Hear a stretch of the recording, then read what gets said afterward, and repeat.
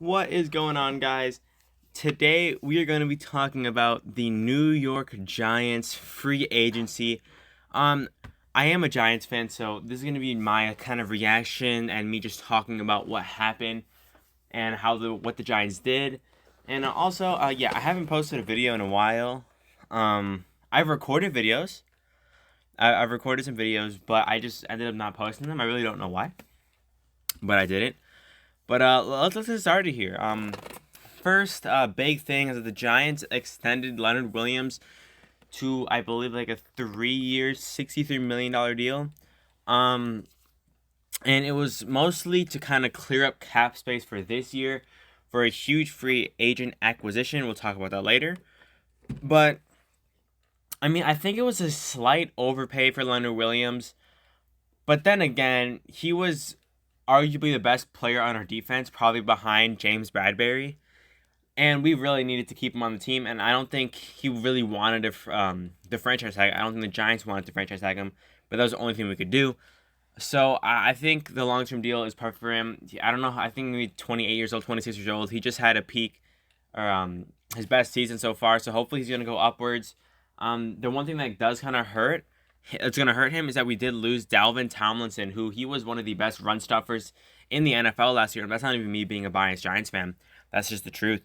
Um, that's definitely going to hurt him a little bit, but I think he was more important than Dalvin Tomlinson. Even not Dalvin Tomlinson was great, but Leonard Williams he was fantastic last year, and he was an anchor of our defense, of our D line. That was huge for us. And then the Giants also, we restructured a ton of contracts. We released Kevin Zeitler as well, which is going to be kind of huge for our O line. Kevin Zeitler was probably our best O lineman in the past couple years, but he's getting older. And our O line is very young, so I don't think he fits the timeline of our O line because we have Andrew Thomas, Shane Lemieux, Nick Gates, Matt Pert, Will Hernandez, and now Nate Solder, which we did restructure as a contract as well. So we have a pretty young O line besides Nate Solder, but Nate Solder could probably help them grow because he's a veteran, teach him the moves of a veteran O lineman there. But it was huge that we got to restructure Nate Solder's contract. It was huge because that cleared up so much cap space for us. Released a ton of guys. We lost Wayne Gallman. Wayne Gallman was a great backup running back, especially when Saquon got hurt. He really took over the running back mantle, and he did a pretty good job doing it. But we did sign Devontae Booker. I mean, he's an okay signing. I mean, I don't think we needed him, but we got him. That's okay though. Another actually pretty good signing, in my opinion, was John Ross. Former, I think, 7th overall pick to the Bengals. He's dealt with a lot of injuries in his career, but when he's played, he has been a pretty decent player. He's a nice speedster that the Giants really do need because we only have Slayton and Shepard and Tate last year that they weren't really that great. So I think a speedster would be helped to get over the top, especially with Daniel Jones having one of the highest pass ratings on deep balls. So that's huge for the Giants. And then, like I said before with the Leonard Williams deal, we had to clear some cap space to get a huge acquisition. And that huge acquisition was none other than former Detroit Lion Kenny Golladay, who is a number one wide receiver that the Giants so desperately need. It is so huge for the Giants to get him. He's going to be a huge help for Daniel Jones, who when Daniel Jones feels pressure or he doesn't know where to go to, he's going to have a reliable source. He can just throw it to Kenny Golladay, and Kenny Golladay is going to most likely come up and go get it down with him. So I think that's going to be huge for the Giants. That's really going to take pressure off of Darius Slayton and Sterling Shepard, who are now going to have, it's like Darius Slayton, instead of having, him going to run a streak down the field and he has a safety over him and a cornerback, he's now going to have just a corner because they're going to have to focus on Kenny Golladay. And with Saquon Barkley coming back, this Giants offense, could take a huge leap because I firmly believe in Daniel Jones. I really do. I mean, people put him out to be a lot worse than he really is. The Giants had he threw a lot of passes that were inside the 5 yard line, and we handed it off to Wayne Gallman on 1st and goal or something, and we got the touchdown. I mean, if Joe just wanted to run a pass and they scored off of that, he would have had so much more touchdowns. Daniel Jones had like 6 interceptions of his that were tipped off of Evan Ingram's hands and whatever. So, his stat line the stat line looked bad, I'm not going to lie. His stat line was terrible.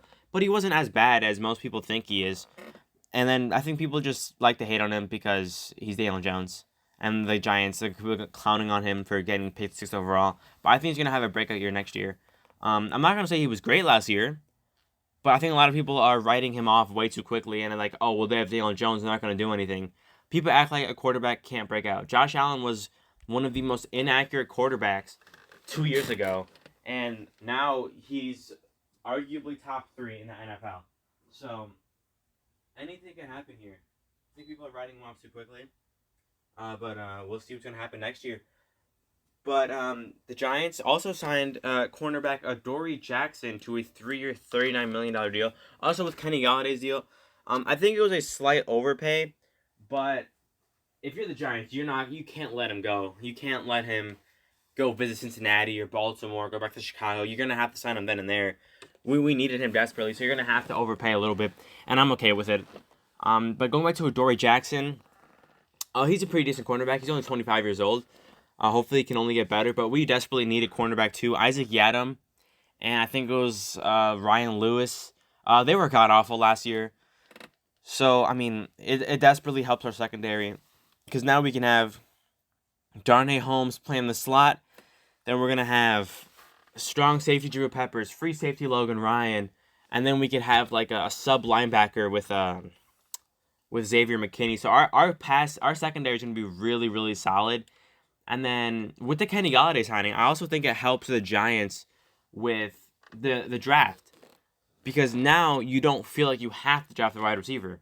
I would be 100% on board if the Giants were able to get Kyle Pitts, Jamar Chase, Devontae Smith, or Jalen Waddle at pick 11. I'm 100% okay with them taking another wide receiver, but you don't feel pressure. You don't have to. So if a Micah Parsons is on the board, if like a Patrick Surtain or something's on the board, you could take them again. Or if Rashawn Slater or somehow Penei Sewell, they fall in the draft, the Giants have the option to take them instead of feeling pressure to have to draft a wide receiver. And also, the Giants could also trade back.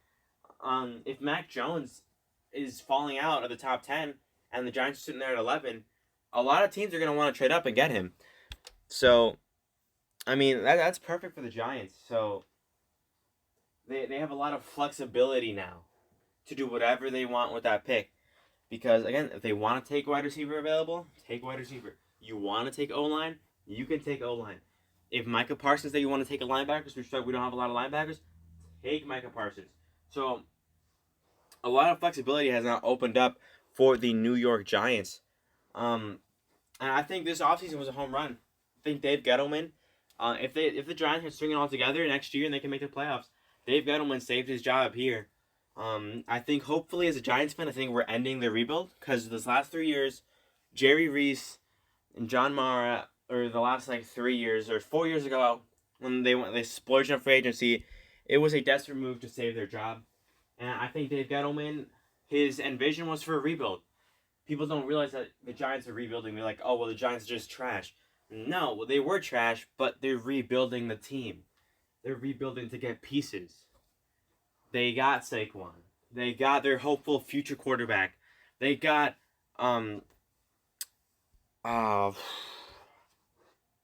Dexter Lawrence, that's what I'm thinking about. So they have pieces, and Darius Slayton. And now we're starting to add on to those pieces, and hopefully we can make a run next year, especially with this NFC East. With Washington, I don't know if Ryan Fitzpatrick's going to be your guy to lead you to the playoffs. I mean, he's a gunslinger. He might have 4 touchdowns one game, and then the next game he's going to throw 4 interceptions. So, you really don't know with Ryan Fitzpatrick. That Cowboys team, yeah, Dak Prescott and Ezekiel Elliott, their offenses are going to be lethal, but they have one of the worst defenses in the league. I don't think Patrick Surtain or Caleb Farley or someone's going to change their defense like a snap. They're going to have to work on that. The Eagles are in shambles. You don't know if I'm not a fan of Jalen Hurts. I'm not saying he's not going to be good, but at this point in time, I'm not a fan of him. But you don't know if he's your franchise guy. Your wide receivers, they're not that good. You don't know if Jalen Reagor's going to be your number 1. Dallas Goedert's decent, but he's always hurt. Their O-line's banged up. Their defense is not the same as it used to be. So, I think that this is the Giants' golden opportunity to prove themselves. again. I mean, their defense was arguably top 10 last year, and their offense was the one that there was the piece that made them terrible. It made them 6-10. But Daniel Jones showed some flashes last year. The last game of the year was pretty much a playoff game for the Giants because we needed to win and have Washington lose. It was a must-win scenario for the Giants, and Daniel Jones played great. That one interception went off of Evan Ingram's hands. If you watch that game, Daniel Jones was a great quarterback that game. Granted, it was against the Cowboys. I don't care. He played great that game. He made some nice throws. Okay, so Daniel Jones can prove himself to be the Giants' starting quarterback next year. This is the golden situation for the Giants, in my eyes. Daniel Jones proves himself as the starter, and he proves himself as a top 15 quarterback in the NFL next year. Saquon Barkley comes back, wins Comeback Player of the Year. Defense stays top 10. Offense gets into top 15. We're a playoff team. Simple as that. The Giants, this is going to be, I'm hoping, this is going to be our breakout year. This is the actual first time in a while that I've had hope for a Giants season. I mean, after that 2016 year, I had some hope, and then we all went downhill. So now I'm hoping we can break through, get over the hump, and hopefully break out. I mean, we've improved. The Giants have improved a lot this offseason, and the offseason's not even over yet. So if they can snag someone at pick 11, and it could really solidify this team, I think that we can go places. But yeah, that's gonna be my little Giants fan right there. I mean, with our schedule, I'm hoping for like a, let's look at the Giants schedule right now. Well, actually, New York Giants schedule. There we go. And 2021. There we go. Let's look at the Giants schedule. And then there's going to be probably that one last game because there's going to be 17 games. I heard it might be against the Dolphins, which is winnable, but it's a tough one. The Giants are going to be playing at home and away. You see those teams. I'm going to go over the home side. Atlanta, that could be a win. That should be a win. Carolina should be a win. Vegas, with how their O-line and their offseasons went, should be a win. Denver, you don't know how Drew Lock's going to be. That should be a win.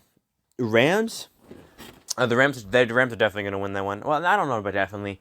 But the Rams are a great team, especially with Matthew Stafford. It's going to be a tough game for them to win. And Dallas, Eagles, and Washington, I think they could all be wins. Away is where it gets really tough for the Giants. Kansas City, that's probably going to be a loss unless someone gets hurt like Mahomes. Chargers, I think Justin Herbert's going to somehow regress. I have no statistics or anything to prove that. I just think so. I just have a feeling. But I think they're probably going to lose the game. Tampa, probably going to lose. The Saints, the Giants could actually be the Saints. Without Drew Brees and without a ton of players that the Saints are going to be missing due to the cap space issues, the Giants can win that one. Chicago's in shambles right now. The Giants should win that one. And then you see the three divisional opponents. I think Dallas is probably going to snag one. And Washington's probably going to snag one. But the Eagles, I think the Giants can sweep the season series with the Philadelphia Eagles. So let me count that up. 1, 2, 3, 4, 5, 6, 7, 8, 9, possibly 10. So I can see the Giants going around 10-6. That's my hopefulness. I think the ceiling for the Giants is like a 12-4. That's my ceiling if Daniel Jones proves himself. But the floor, I think the floor could be like a 7-9, 6-10 once again. But I just don't see that happening. I just don't see it happening in my vision. But yeah, this is gonna be my little Giants rant video. Really hopeful for the season. I can't wait. We still got a long time till the season begins. But yeah, this is gonna be the video, guys. See you guys in the next one.